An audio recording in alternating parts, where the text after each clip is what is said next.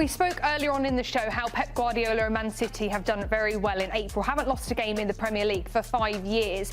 For Mikel Arteta, it's only been a 42% win percentage, 1.5 points per match in the Premier League.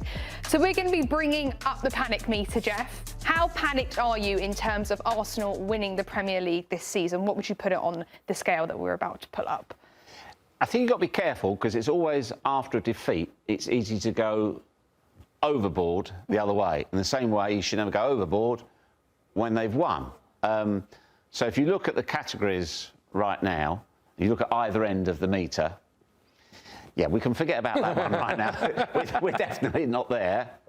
That I don't like as a phrase anyway, in general, for any sports event. And it's not there yet. No. Yet. So I think we can exclude Gunners rolling. So my question mark is, it's somewhere between these two. I don't know if head's gone, Jeff. No, the reason I say that, Nico, is the performance on Saturday was so poor, so collectively poor, so lacking in intensity. So you never saw a team there say, listen, there's only 7 games to go. There was. Win this, keeps the pressure on Manchester City. Right. They offered nothing. Now, that graphic about April, it could be a combination of physical and mental tiredness. Agreed. They played a lot of games. So I'm somewhere between those. If I could put it right between the two, I'd go right there. Unfortunately, we can't. I would go Yeah, because I'm more. If I can't go between the two, I'm going here. And here's why. There's a prime opportunity on Sunday. You win against Manchester City, win at the Etihad. Yep.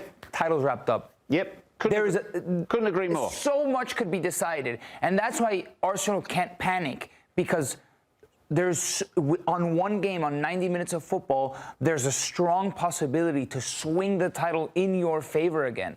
Could be an historic moment. It could be an historic moment. How exciting for Arsenal. Right?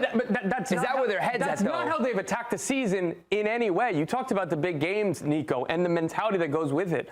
Even in that last Mikel Arteta clip, I thought that he did pretty well at, hey, I don't want to criticize my players. This is what you want to hear from a manager. And he still can't help himself. He goes, I'm not making excuses, but, we've played a lot of games. So is Manchester City. This is, every time that he kind of comes into a press conference, there's something different. How many times on the show have we talked about it? To the point where that is imbued within the locker room. Victor Gyökeres gives a kind of a throwaway line in an interview after the game, at home, complaining about, or just, the pitch was really dry and that didn't help us either. Your star forward feels so emboldened to just make a throwaway line of, yeah, the pitch was slow and, that didn't help us either. Why is that? That comes from the manager. That is the leadership and that is the mentality within the group. And that's why when we're talking about the draw, maybe against Manchester City, yeah, Mikel Arteta would die for that because that's all he's thinking about. There is a very small margin that you could actually believe that they're going to go there and win. Do you think them losing this weekend, Nico, is going to impact how they go into the Champions League against Sporting? No. I think we've said it on this show again plenty of times. Arsenal are good enough, they're deep enough to win both of these titles. There's a Champions League 4 games away. 4 games away from a Champions League title. And in one of those games, you have an advantage. Against Manchester City, you can wrap it up this Sunday. I understand the anxiety because it's been 22 years of almosts for a lot of Arsenal fans. But on the flip side, how exciting that it's under your control. I understand that the momentum has shifted and perhaps Arsenal are trending in a negative direction. But within 4 days, you can shift that momentum. Football is beautiful in that way. And what I want to see from Arsenal, as someone who has no horse in this race, the Arsenal that we've been talking about all season is an Arsenal that is going to go and claim what they think is theirs. And that's how you win titles, not holding on for dear life. Going after what you want. I'm sorry, just one more time. What about their play style, even when things are going perfectly? What about their play style and the way that they set up in games leads you to that conclusion? It's not just about the results, it's the performance and the lack of intuition to go forward. Well, Jeff, how would you fix Arsenal going into this week? You're going to be giving us your 3 main points. Yeah, if I can remember what they were. Number one, okay. First of all, I would 100% say they've got to get some intensity back into their game. We didn't really see it against Sporting either. They just got, I mean, to be honest with you, Nico, I thought Sporting were bang average for the team that were at home. They could have gone for, I know Raya played well that day, but Sporting, I thought, could have had more of a go. They've got to get some intensity back in their game, and tempo is so slow at the moment. So slow. They really, the build-up, and then when they get into the final third, it's the horseshoe around. Bravery. In football, they talk about bravery, and this can be fronting up against a big centre half. This can be a physical battle. No. Show for the ball. Want the ball. There's nothing worse when you're David Raya or you're Gabby Jesus or even Declan Rice in midfield.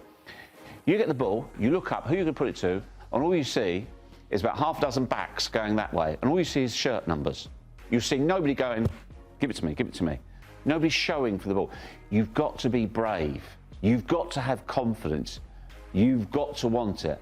And the last one, I alluded to it just there, it comes with the intensity and tempo. Get the ball forward quicker. Play in verticals. Start getting Gyökeres in behind. When you look at Arsenal, you saw it at the weekend as well, how clever, how inventive the movement when they play the ball out from the back. Do that at the front. Take what you do at the back and do it at the front. Play around people, move around, get in. Start creating more chances, because they just look, at the moment, they look so passive. And it all comes back to the mentality. Because they're frightened of losing what they've got, it looks as though they're frightened of losing that. So they're playing within themselves, which leads to a negativity, which leads to an inertia. So therefore, that's why they're not progressing. They've got to lose that completely. It goes back to what I said. Remember who you are. Remember what got you to where you are now. That's number one. Remember who you are. Start the Takeda on Sunday. 100%. 100%. The only problem is he doesn't give you a lot going that way. You could be inviting trouble. Who's going to break a couple lines? Who's going to be audacious? Who's going to have that fighting spirit? I don't know. It might seem far-fetched, but one of few kids that I see, one of the few Arsenal players that kind of are fearless to try, to create, to break somebody up. I don't know. And when you...